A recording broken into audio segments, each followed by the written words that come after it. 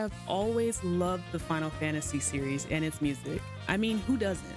Theatrhythm is an awesome rhythm game series with a very light focus on RPG elements with the most adorable presentation ever. I mean, look at them. Originally starting out on the 3DS as just Theatrhythm Final Fantasy, we've had a sequel, an arcade game, a Dragon Quest spin-off, and now the newest release coming in just a week. Square Enix released the demo back on February 1st, and I have been so hooked ever since. The charm and addictive nature was nothing new to me as I played the original game for hours, but there were a few new things that were very pleasant to see. Just keep in mind, I had never got around to playing the sequel, Curtain Call, or any other games in the series, and have only played the first game, so there may be some things that aren't entirely new as a whole, but are new just to me. So let's take a look into what Theatrhythm Final Bar Line has in store for us. Theatrhythm has always had an extremely adorable appearance. You take over 100 of the most iconic and notable characters from all of the Final Fantasy games and smoosh them down into these little cute chibi doll-like beings and have them prance around on screen, and it's an automatic win. Final Bar Line takes it even further. Some characters make really cute happy expressions and have like sparkly eyes. I noticed little details like all of the characters looking angry when they entered battle with the monsters and how they stumbled off screen after being attacked. And I always love the little bits of irrelevant dialogue that the characters say. You can't help but fall in love with all of this little charm. Not only does the game look fantastic, there's some really good visual design present as well, most of which is highly customizable. I was very surprised when I decided to take a look. One of my favorite settings I found was in the Live Info tab. Live Info is basically this really cool overlay you could have visible that shows your inputs in real time on whatever controller you're using, the high score, and just other various informations like skills that are equipped and, your party members. This is really helpful for replays so that you can see where you may need to improve and how. I think this is also a nice way for viewers to get kind of a good understanding of what's going on while watching someone play the game, making it much more enjoyable to see. Along with these options, you have many other adjustments that can be made at your hand. There's your normal settings like music and sound effects volume to things like adjusting the trigger speeds as they slide across the screen and input delays. There's a ton of aesthetic changes you can adjust as well, like the opacity of the backgrounds, turning on and off certain animations that may be distracting, and even the colors of the triggers themselves. They really seem to have wanted to make this game as comfortable as possible for everyone, and it shows. A small tip that worked for me, turning the trigger speed up to about 1.5 times actually made my timing a lot more precise somehow, especially with the green sliding inputs. There's so much here to enjoy. Not only will you be smashing away at buttons to beautiful music, but you will be building parties of your favorite characters with skills to help you complete quests along your way.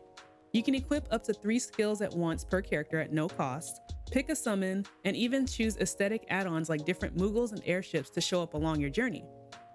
Each character is also assigned a class: physical, magic, healing, hunter, and defense. They have different skills, strengths, and weaknesses that when matched up in a certain way could help you complete harder quests and find more items along your way. As you level them up, your team will become more capable at surviving harder songs and difficulties. I feel like Theatrhythm's RPG elements is really what makes it stand out and is actually really fun to mess around with. As for difficulty, this game likes to ramp things up. I know that the original sequel, Curtain Call, added the option for button inputs versus using the stylus, but I personally haven't tried it until now. It took a moment to get used to. It's not always just simple button presses to the timing, but there's directional inputs that require a tilt of the stick in the proper direction, as well as holding inputs for certain lengths of time. While all of that is just kind of normal fare, Final Bar Line takes it to a new level. Sometimes you'll get 2 directional inputs at the same time that forces you to tilt both sticks in the correct position. Other times you will be holding more than 2 buttons while simultaneously having to press a third. The good thing is pretty much every button on the controller is functional during play. So during those higher difficulties, be ready for a finger workout. This game does not mess around. The game offers a few modes to choose from. There's the series mode where you will journey through each game's set of music and stories, unlocking songs and characters, completing quests for rewards, and fighting bosses. There's also a free play mode where you can just quickly select and play songs. This is good for practice and trying to get high scores and max damage records, but the songs have to be unlocked through the series mode first. Also, at the end of the songs, there's a very handy option to cycle through some suggested songs that you can immediately jump into without returning back to the selection menu. You'll also notice that when selecting a song, you can choose practice or auto, as well as toggle between 3 different modes: simple, standard, and pair. To go over these, standard is basically exactly as it sounds, just the normal way in which the game is played with normal inputs. Simple is a mode where you essentially play by pressing one button to hit the notes. In this, you don't need to worry about simultaneous button presses or any directional inputs, as this can simply be dubbed one-hand mode. It is not necessarily an easy mode though, as harder songs will still provide a challenge in the timing. But this is definitely a more accessible way of enjoying the game. And then you have pair mode, which is co-op, and each player is in control of 2 of the 4 lanes that are on screen. Jumping into practice and auto modes, practice mode allows you to play any song at any difficulty or mode without any enemies or party members to affect outcomes. It's really helpful as well by allowing you to actually scrub through any part of the song to play specific parts you may be having trouble with. Auto mode is essentially the same, except the game will play the song perfectly and you will sit and be amazed that there are actually human beings out there somewhere that are capable of doing this.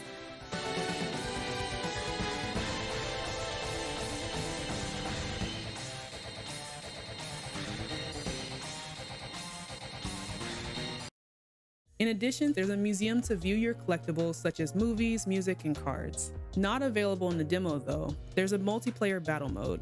You can take on other players and earn collectible cards. During these battles, you can use special moves called bursts that will basically create some crazy distractions to mess up your opponent's game so you can beat their score. There's also a mode called Endless in the full game that will act as some sort of survival mode. Songs will be chosen at random and the difficulty will rise as you go until you eventually lose. Knowing it's Final Fantasy, you already know the music is going to be great, so not much to say there. But the selection this time is massive. We have over 300 songs from series favorites in just the base game alone, and there's a ton more on the way. Unfortunately, we do have a case of content being split apart by different price tiers. The base game is starting at $50 and will include around 385 songs. There's a digital deluxe version that will have some favorites like Final Fantasy X's Xanarkin and Final Fantasy VIII's Eyes on Me locked away, as well as access to the first season pass with songs from games like Nier and The World Ends With You. That will be going for $79.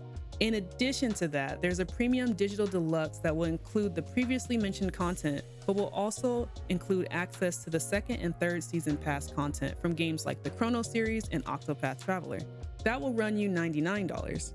They do state that songs from the season passes will be available to purchase at later times, but there's no price yet. Also, it's not clear if the special 27 tracks attached to the deluxe versions are going to be available later at all.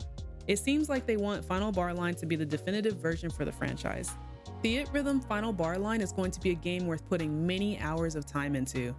Between leveling up all the characters, building perfect team loadouts, completing all the different missions, getting that coveted SSS ranking, to just playing for personal improvement.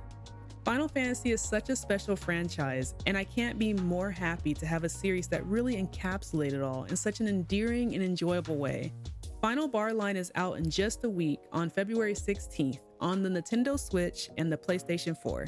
Even if you're not a Final Fantasy fan but are a fan of beautiful music and really well-made fun rhythm games, I think you should give this demo a shot. And who knows, maybe you'll come to love the series in the end. Thanks for watching, and I hope wherever you are, you have an amazing day.